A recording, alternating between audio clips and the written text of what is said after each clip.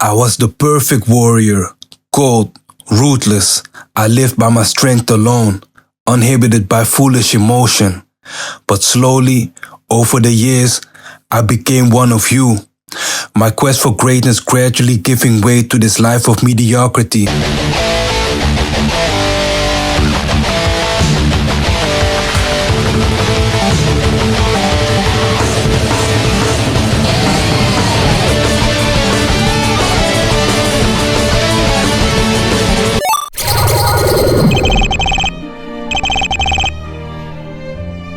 Monk mode is about cutting out distractions and bring back order in your life.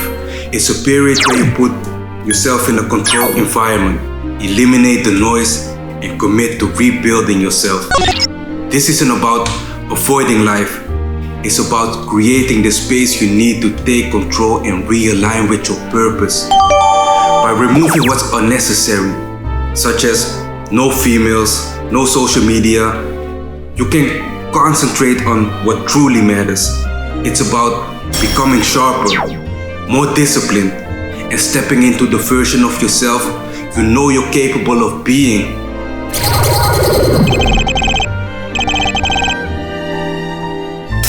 I was in a downward spiral of low vibration. I was taking one step forward and taking 2 steps back, so I was never reaching my full potential. After a year of semen retention, I relapsed into old habits. Not just semen retention, but I was flirting with some of my old vices.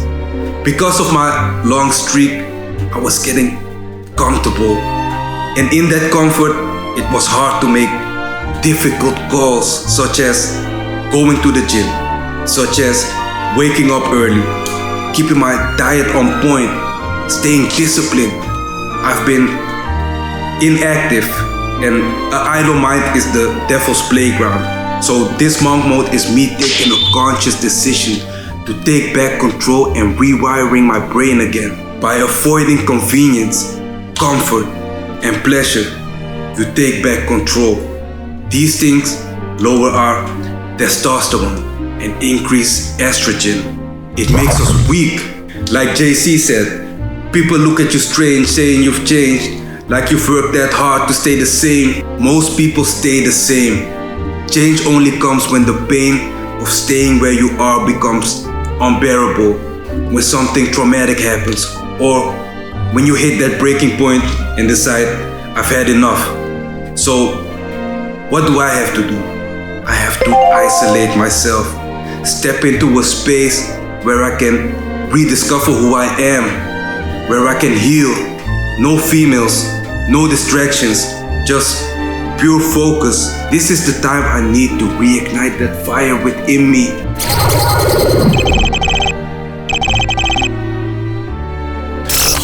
When I'm in monk mode, these aren't suggestions, they're rules, non-negotiables.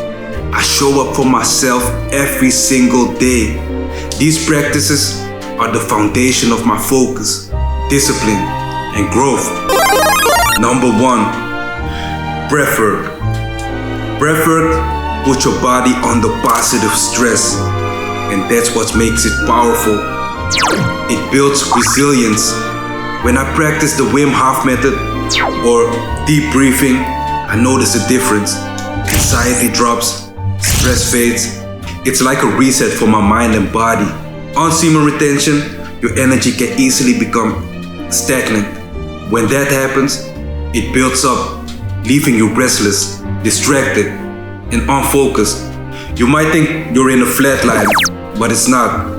It's just your energy sitting idle, waiting to be moved. Sensochu, miso no kyoku, on some Tanjiro shit. Breathwork keeps my energy flowing. It helps me transmute that energy into focus, control, and progress. Number 2, cold showers. When you take a cold shower, your body resists it. It feels pain. It goes into shock. But if you say no to that resistance and step in anyway, you're training your willpower. It's not just about mental toughness. Cold showers activate your lymphatic and nervous systems. They boost your circulation, reduce inflammation, and reset your body. Wim Hof says the quote is merciless but righteous, and he's right. It forces you to adapt and grow stronger. Over time, you realize the hard things in life don't feel as hard anymore. You're training yourself to stay calm under stress and deal with discomfort effectively. What I'm working on here is building my ability to handle pain, teaching my body to accept it, to normalize it, instead of normalizing comfort. When you do that, you become resilient. You develop a strong will that doesn't fold under pressure. Number 3, meditation. At least 10 minutes of meditation every day. For me, it's about stopping the noise, clearing my mind. It's a way to stay mindful and in the present moment. Meditation resets me so I can refocus and keep moving forward. Number 4, reading. Reading is important because it challenges your brain. It forces your mind to become a critical thinker. It's how you expand your knowledge and gain the clarity needed to grow. Number 5, intermittent fasting. When you fast, you tell your body that you can go without its main source of energy, which is food. But food is just one form of energy. By denying your flesh and conditioning yourself to live without it for a period, you're training your mind to realize you don't need every craving or distraction you thought you did. As your body starts using ketones instead of glucose for energy, something shifts. Your cravings for food, for distractions, for bad habits begin to fade. You feel more in control, more focused. Fasting isn't just physical, it's mental and spiritual. It teaches you discipline and reminds you that the energy you need is already within you.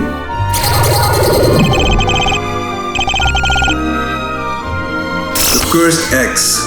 These are cursed acts. Choices so tempting. They drain your energy, kill your focus, and weaken your discipline.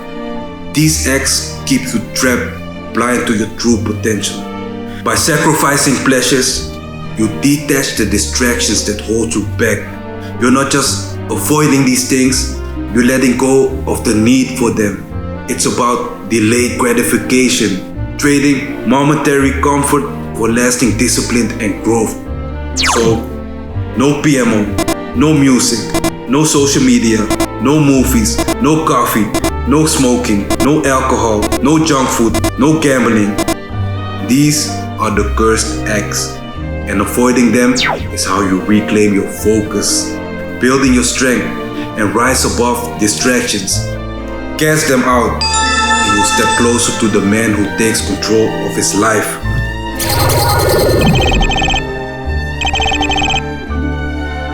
Unlocking the potentials. Monk mode isn't just about discipline. It's a tool to align your actions with your vision.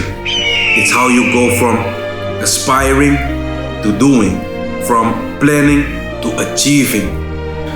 When you're locked into monk mode, distractions fall away, and what's important comes into focus.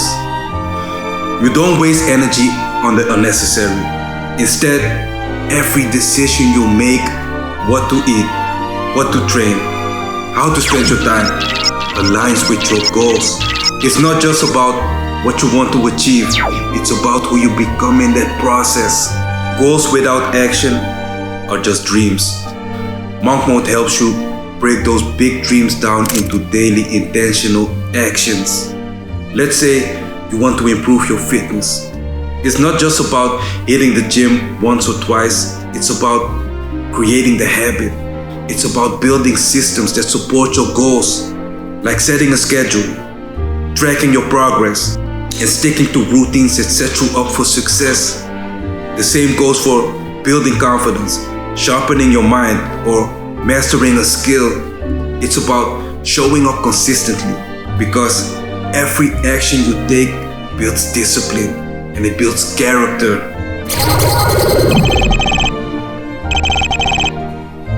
A season for everything. Monk mode isn't supposed to be forever. It's seasonal. Ecclesiastes 3 says, "To everything there's a season, and a time to every purpose under the heaven. A time to be born, and a time to die.